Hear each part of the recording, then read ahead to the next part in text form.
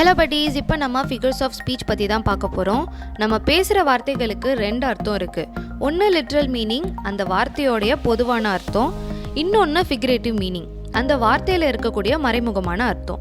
உதாரணத்துக்கு love is red அப்படின்னு சொன்னால் அதுக்கு லிட்ரல் மீனிங் லவ் ரெட் கலரில் இருக்குது அப்படின்ற அர்த்தம் வரும். இது லாஜிக் இல்லாத ஒரு அர்த்தம். இதே நம்ம ஃபிகரேட்டிவ் மீனிங்கில் பார்த்தோன்னா ரோஸோட கலர் ரெட், ஹார்ட்டோட கலர் ரெட். ஸோ இந்த லவ் சிம்பிள்ஸ் எல்லாம் மீன் பண்ணுறதுக்காக தான் லவ் இஸ் ரெட் அப்படின்னு சொல்லியிருக்காங்கன்ற அர்த்தம் வரும். இந்த மாதிரி ஃபிகரேட்டிவ் மீனிங் கொடுக்கறதுக்காகவும் பொய்டிக்கல் அண்ட் ஆர்டிஸ்டிக் எஃபெக்டாகவும் யூஸ் பண்ணப்படுற டெக்னிக்ஸை தான் நம்ம ஃபிகர்ஸ் ஆஃப் ஸ்பீச் அப்படின்னு சொல்கிறோம். 1000க்கும் மேலே நிறைய ஃபிகர்ஸ் ஆஃப் ஸ்பீச் இருக்குது. அதில் குறிப்பிட்ட முக்கியமான சிலதை இப்போ பார்க்கலாம். லைக் இல்லைனா ஆஸ் அப்படிங்கிற வார்த்தையை யூஸ் பண்ணி ரெண்டு சம்மந்தம் இல்லாத விஷயங்களை கம்பேர் பண்ணுறது தான் சிமிலி. ஃபார் எக்ஸாம்பிள், பிளாங்கெட்டையும் க்ளவுடையும் கம்பேர் பண்ணியிருக்காங்க, பிளைண்ட் பீப்புளையும் பேட்டையும் கம்பேர் பண்ணியிருக்காங்க, லைஃபையும் கேமராவையும் கம்பேர் பண்ணியிருக்காங்க, ஸ்கின்னி பீப்புளை டூத் பிக்கோட கம்பேர் பண்ணியிருக்காங்க. ஸோ இந்த கம்பேரிசன் எல்லாமே ஆஸ் இல்லைனா லைக் அப்படிங்கிற வார்த்தையை யூஸ் பண்ணியிருக்காங்க. ரெண்டு சம்மந்தம் இல்லாத விஷயங்களை லைக் இல்லைனா ஆஸ் யூஸ் பண்ணாமல் கம்பேர் பண்ணுறது தான் metaphor. For example, she is a walking dictionary, apple of my eye, kids at school are all brains, sunshine of my life. Human கேரக்டர்ஸை உயிரில்லாத ஒரு பொருளுக்கோ இல்லை கற்பனையான கான்செப்டுக்கோ அப்ளை பண்ணுறதை தான் பர்சானிஃபிகேஷன் அப்படின்னு சொல்கிறோம். For example, stars winked. ஸ்டார்ஸ்க்கு முதல்ல கண்ணே கிடையாது, அது எப்படி விங்க் பண்ணும்? விண்டுக்கு வாயே கிடையாது, எப்படி விஸ்பர் பண்ணும்? பிரெட்டுக்கு காலே கிடையாது, அது எப்படி ஜம்ப் பண்ணும்? அலாரம் கிளாக் எப்படி ஸ்க்ரீம் பண்ணும்? ஸோ இதெல்லாம் ஹியூமன் கேரக்டர்ஸ், ஹியூமன்ஸால் செய்யப்படுற கேரக்டர்ஸ். பட் இது எல்லாத்தையுமே அப்படியே ஒரு ஆப்ஜெக்டில் பர்சானிஃபை பண்ணி சொல்கிறாங்க. ஒரு உயிரில்லாத பொருள்கிட்டையோ இல்லை இறந்து போனவங்க கிட்டேயோ இல்லை அந்த சிச்சுவேஷனில் இல்லாத ஒரு ஆள்கிட்டையோ பேசுகிறத தான் நம்ம அப்போஸ்ட்ரஃபி அப்படின்னு சொல்கிறோம். இதுவும் ஒரு கைண்ட் ஆஃப் பர்சானிஃபிகேஷன் தான். அப்போஸ்ட்ரஃபிக்கு முன்னாடி எப்போவுமே எக்ஸ்க்ளமேஷன் ஓ இருக்கும். For example, come on trousers. Trousers என்ன வரவா போகுது? O death, dear waves, Milton. So அவர் இறந்துட்டாரு, பட் அவர்கிட்ட இப்போ அட்ரஸ் பண்ணுற மாதிரி பேசுகிறாங்க. ஒரு பொருளுக்கு இருக்கக்கூடிய ஆக்சுவல் நேமை மாற்றி அதுக்கு சிமிலராக இருக்கக்கூடிய இன்னொரு வார்த்தையை வச்சு கூப்பிடுறத தான் நம்ம மெட்டோனிம் அப்படின்னு சொல்கிறோம். ஃபார் எக்ஸாம்பிள், பிரசிடெண்ட் டிக்ளேர் பண்ணாரு அப்படின்னு சொல்கிறதுக்கு பதிலாக ஒயிட் ஹவுஸ் அப்படின்னு சொல்கிறோம். ஸோ இந்த ஒயிட் ஹவுஸ் அப்படின்ற வார்த்தை மெட்டோனிம். அதே போல் தான் கிங்குக்கு பதிலாக க்ரௌன் அப்படின்னு மென்ஷன் பண்ணுறோம். அட்டென்ஷன் அப்படின்றத மெட்டோனிமான இயர் அப்படின்ற வார்த்தையை யூஸ் பண்ணுறோம். ஹி ரெட் ஷேக்ஸ்பியர் அப்படின்னா ஷேக்ஸ்பியர் அவர் படிக்கல, ஷேக்ஸ்பியரோட ஒரு ஒர்க் அவர் படிக்கிறாரு அப்படின்றத தான் மீன் பண்ணுறோம். சினெக்டோக்கியும் மெட்டோனமி மாதிரி தான். மெட்டோனமி ஒரு வார்த்தைக்கு பதிலாக அதுக்கு சம்மந்தப்பட்ட இன்னொரு வார்த்தையை ரீப்ளேஸ் பண்ணும். ஆனால் சினெக்டோக்கி ஒரு வார்த்தைக்கு பதிலாக அந்த வார்த்தையோடைய பார்ட்டை மீன் பண்ணும். அதாவது for example, this criminal is placed behind bars அப்படின்னு இருக்குன்னா அந்த பார் அப்படின்ற வார்த்தை பிரிசனை ரீப்ளேஸ் பண்ணி இருக்கு. மற்றபடி அதோட மீனிங் ஒன்று தான். ஸோ அந்த மாதிரி இருக்கிறத மெட்டோனமி அப்படின்னு சொல்லலாம். இதே அந்த பாரை நம்ம பிரிசனோட ஒரு பகுதி அப்படின்னு கூட சொல்லலாம். ஸோ இந்த மாதிரி ஒரு பகுதியை மீன் பண்ணுற வார்த்தையை நம்ம சினெக்டோக்கி அப்படின்னு சொல்கிறோம். For example, he has many mouths to feed அப்படின்னா அந்த மவுத் அப்படின்ற வார்த்தை அவங்க குடும்பத்தில் உள்ள நம்பர் ஆஃப் மெம்பர்ஸை தான் குறிக்குது. அது பர்டிகுலராக மவுத்தை குறிக்கலை. அதே மாதிரி look at my new wheels அப்படின்னா வீல்ஸை குறிக்கலை, அந்த வீல் காரோட ஒரு பார்ட்டாக இருக்குது, அந்த பார்ட்டை குறிப்பிட்டு அந்த காரை சொல்கிறாங்க. Look at my new car அப்படின்றது தான் look at my new wheels அப்படின்னு சொல்கிறாங்க. ஸோ அந்த டோட்டல் ஆப்ஜெக்டோட ஒரு பார்ட்டை மட்டும் மீன் பண்ணி சொல்கிறது சினெக்டோக்கி. ஒருத்தர் ஒரு ஸ்டேட்மெண்ட் சொல்லும் போது அந்த ஸ்டேட்மெண்ட்டோட லிட்ரல் மீனிங் அவர் எந்த இன்டென்ஷனில் சொல்கிறாரோ அந்த மீனிங்கோட கான்ட்ரடிக்ட் ஆகிறத தான் நம்ம ஐரணி அப்படின்னு சொல்கிறோம். அதாவது அவர் சொல்ல வந்த அர்த்தம் வேற, ஆனால் அவர் சொன்ன வார்த்தையில் இருக்கக்கூடிய அர்த்தம் வேற. இதை சர்க்காசம்காக யூஸ் பண்ணுவாங்க. ஃபார் எக்ஸாம்பிள், ஒருத்தர் அவரோட சன்னை பிரில்லியன்ட் அப்படின்னு சொல்கிறாரு, ஆனால் அவரோட சன் ஆக்சுவலி காலேஜில் ஃபெயில் ஆகியிருக்காங்க. அதே போல் கேமரா உடைச்சதுக்காக சந்தோஷப்படுற மாதிரி சொல்கிறாங்க, ஆனால் ஆக்சுவலி அவங்க கோபமாக இருக்காங்க. அதே போல் எல்லோரும் முன்னாடி திட்டினதுக்கு ஒருத்தர் மேலே நம்ம டிஸாட்டிஸ்ஃபைடாக இருப்போம், ஆனால் அது அவங்க ஐம் ஹாப்பி அப்படின்னு சொல்கிறாங்க. ஸோ அந்த ஐம் ஹாப்பி அப்படின்ற வார்த்தை ஐரானிக்கலாக சொல்கிறாங்க. அவங்க ஆக்சுவலாக ஹாப்பியாக இல்லை, ஆனால் ஐம் ஹாப்பி அப்படின்றத அவங்க வெளிப்படுத்துகிறாங்க. அதே மாதிரி தான் சாக்ஸோட ஸ்மெல் ரொம்ப மோசமாக இருக்கா அப்படின்னு சொல்கிறத தான் your socks smells like rose அப்படின்னு சொல்கிறாங்க. ஒரே ஸ்பெல்லிங்கில் 2 வேர்டு இருக்கும், ஆனால் மீனிங் டிஃபர் ஆகும். இல்லைனா ஒரே மாதிரி ப்ரொனவுன்ஸ் ஆகிற டிஃப்ரெண்ட் மீனிங்கில் இருக்கிற வேர்ட்ஸ். இந்த மாதிரியான வேர்ட்ஸை யூஸ் பண்ணி ஐரானிக்கலாக பேசுகிறது தான் பன் அப்படின்னு சொல்கிறோம். இதை ப்ளே ஆன் வேர்ட்ஸ் அப்படின்னு சொல்லுவோம். ஃபார் எக்ஸாம்பிள், 19th செஞ்சுரியில் நடந்த ஒரு வாரோட நேம் தான் கொரில்லா வார்ஃபேர். இந்த வேர்டை மங்கி டைப்பான கொரில்லாவோட கம்பைன் பண்ணி ஹியூமரஸ் எஃபெக்ட் கொடுத்துருக்காங்க. Glue salesman tend to stick to their word. ஒரு பீனட்டை அட்டாக் பண்ணாங்க அப்படின்னு சொல்லலாம். அந்த பீனட் சால்ட்டட்னு சொல்லலாம்.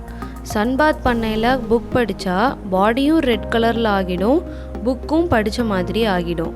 ஒரு வேர்ட் மாதிரியே ப்ரொனன்சியேஷன் இல்லைனா ஸ்பெல்லிங் இருக்கிற இன்னொரு வேர்டை யூஸ் பண்ணுறது தான் பன். ஒரு சென்டென்ஸில் இருக்கிற வேர்ட்ஸோட பிகினிங் லெட்டர் சேம் சவுண்டில் இருந்துச்சுன்னா அதை அலிட்ரேஷன் அப்படின்னு சொல்லலாம்.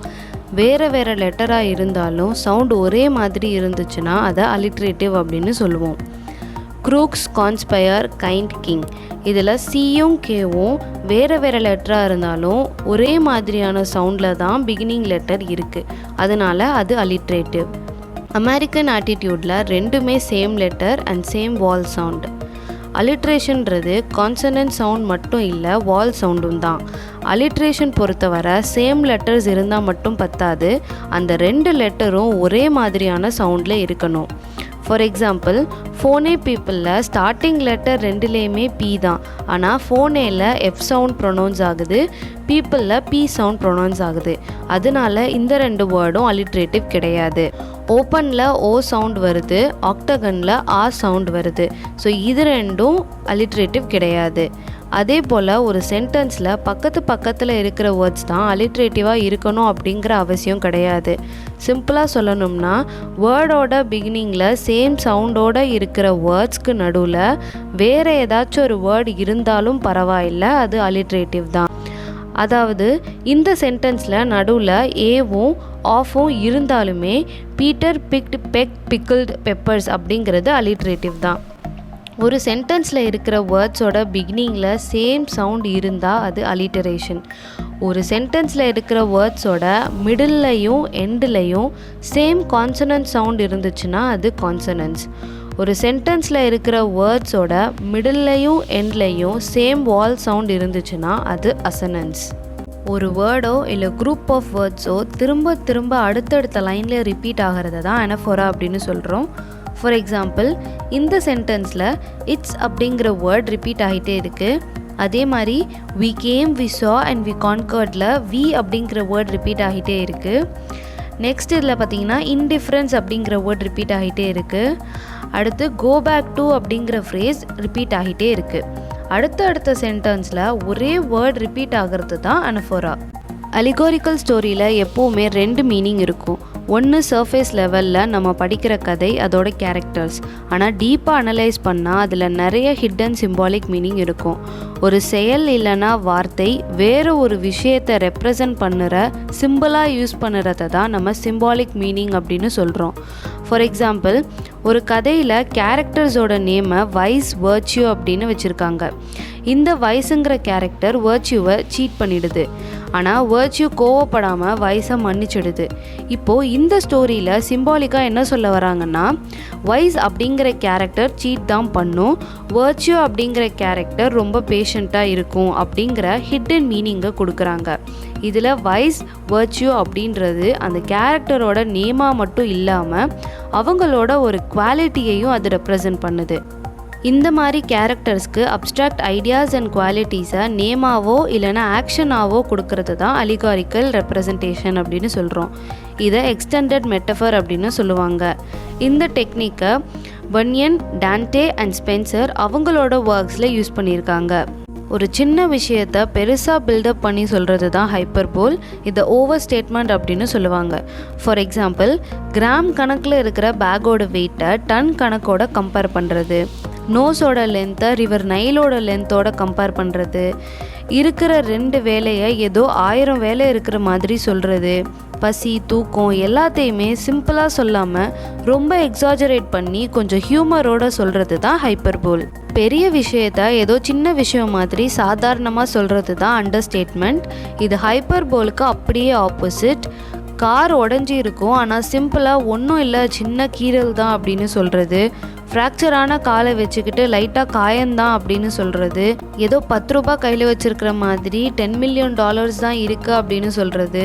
இது எல்லாமே எக்ஸாஜரேட் பண்ணி சொல்ல வேண்டிய விஷயங்கள், ஆனால் லெஸ் எனர்ஜியோடு சொல்கிறாங்க. இதை தான் மியாசிஸ் இல்லைன்னா அண்டர்ஸ்டேட்மெண்ட் அப்படின்னு சொல்கிறோம்.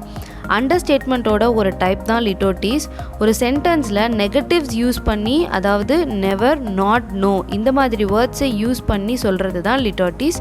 For example, you are right அப்படின்னு சொல்கிறதுக்கு பதில் அதோட ஆப்போசிட்டான ராங்கை நெகட்டிவோட அட்டாச் பண்ணி சொல்கிறாங்க. அதே மாதிரி நாட் அன் ஆர்டினரி சிட்டி அப்படின்னா இது ஒரு எக்ஸ்ட்ராடினரி சிட்டி அப்படிங்கிறது தான் அப்படி சொல்கிறாங்க. அக்ரியை தான் கெனாட் டிஸ்அக்ரி அப்படின்னு சொல்கிறாங்க. ப்ளசண்ட்டாக இருந்துச்சுங்கிறத தான் நாட் டெரிபிள் அப்படின்னு சொல்கிறாங்க. இந்த மாதிரி அதோட ஆப்போசிட்ஸோட நெகட்டிவ்ஸை அட்டாச் பண்ணி ஒரு சென்டென்ஸில் யூஸ் பண்ணுறது தான் லிட்டோட்டிஸ். ஒரு ஆப்ஜெக்ட் க்ரியேட் பண்ணுற சவுண்டை அந்த ஆப்ஜெக்ட்டுக்கு நேமாக கொடுக்கறது தான் ஒனமட்டோபியா. பீ பஸ் அப்படிங்கிற சவுண்டை க்ரியேட் பண்ணோம், அதனால அது பஸ்ஸிங் அப்படின்னு சொல்கிறாங்க. ஒரு பொருள் தண்ணியில் விழும்போது வர அந்த சவுண்டை ஸ்ப்ளாஷ் அப்படின்னு சொல்கிறோம். அதே மாதிரி தான் மூ, பூம், ஃப்ளட்டர்ட், பர்ப், கிகிள்னு நிறைய வேர்ட்ஸ் சவுண்ட் வச்சு ஆரிஜினேட் ஆகியிருக்கு. ஒரே சென்டென்ஸில் 2 கான்ட்ரடிக்டரி வேர்ட்ஸோ இல்லை ஐடியாஸோ இருக்கிறது தான் paradox. For example, earn money by spending it. Spend பண்ணால் எப்படி சேவ் பண்ண முடியும் மணியை? ஸோ இந்த லைன் வந்து கான்ட்ரடிக்டரியாக இருக்குது, ஆனால் அது உண்மை தான். எனிமியோட ஆப்போசிட் ஃப்ரெண்ட், பிகினிங்கோட ஆப்போசிட் எண்ட், சேஞ்சோட ஆப்போசிட் கான்ஸ்டன்ட். என்ன தான் இந்த வேர்ட்ஸ் எல்லாமே கான்ட்ரடிக்டரியாக இருந்தாலும் அதில் சொல்லப்படுற விஷயம் உண்மையாக தான் இருக்கும். இந்த கான்ட்ரடிக்டரி வேர்ட்ஸ்லாம் பக்கத்தில் இருக்காது, ஆனால் அதே சென்டென்ஸில் இருக்கும். எல்லா ஐரனிலையும் பேரடாக்ஸ் நம்ம பார்க்கலாம். பேரடாக்ஸோட ஒரு டைப் தான் ஆக்சிமோரான். இதில் கான்ட்ரடிக்டரி வேர்ட்ஸ் பக்கத்தில் இருக்கும். Example, only choice, bad volunteers, original copy, found missing. ஒன்லினா ஒன்றே ஒன்று தான், சாய்ஸ்னா மல்டிபிள்னு அர்த்தம். ஸோ இது ரெண்டுமே கான்ட்ரடிக்டரி, ஆனால் பக்கத்தில் இருக்குது. ஸோ இதுதான் ஆக்சிமோரான். ஒரு அநாகரியமான வார்த்தைக்கு பதிலாக சௌகரியமான ஒரு வார்த்தையை மாற்றி சொல்கிறது தான் யுஃபிமிசம். எக்ஸாம்பிள், டெட்னு சொல்லாமல் பாஸ்ட் அவே, ஏஜ்டு பீப்புள் அப்படின்னு சொல்லாமல் சீனியர் சிட்டிசன்ஸ், ஹேண்டிகேப்டுன்னு சொல்லாமல் டிஃப்ரெண்ட்லி ஏபிள்டு, ஃபேட்னு சொல்லாமல் கர்வி உமன், டாய்லெட்னு சொல்லாமல் ரெஸ்ட் ரூம். இந்த மாதிரி கொஞ்சம் டீசெண்டாக கம்ஃபர்டபுளாக யூஸ் பண்ணுற வேர்ட்ஸை தான் நம்ம யுஃபிமிசம் அப்படின்னு சொல்கிறோம். ஒரே மீனிங் தரக்கூடிய 2 வார்த்தையை ஒரு சென்டென்ஸில் பக்கத்தில் யூஸ் பண்ணுறது தான் டாட்டாலஜி. பியூர்னாலும் அன்அடல்ட்ரேட்டட்னாலும் ஒன்று தான், பிக்னாலும் ஜெயிண்ட்னாலும் ஒன்று தான், ஈவினிங்னாலும் சன்செட்னாலும் ஒன்று தான், ஃபேர்னாலும் அவேனாலும் ஒன்று தான், அடிக்வேட்னாலும் இனஃப்னாலும் ஒன்று தான், சக்ஸஸ்னாலும் விக்ட்ரினாலும் ஒன்று தான். ஓகே பட்டீஸ், இந்த வீடியோ உங்களுக்கு புரிஞ்சிருக்குன்னு நினைக்கிறேன். ஏதாச்சும் டவுட்ஸ் இருந்துச்சுன்னா கமெண்ட் பாக்ஸில் கமெண்ட் பண்ணுங்கள். அண்ட் என்ன சப்போர்ட் பண்ண மறந்துடாதீங்க.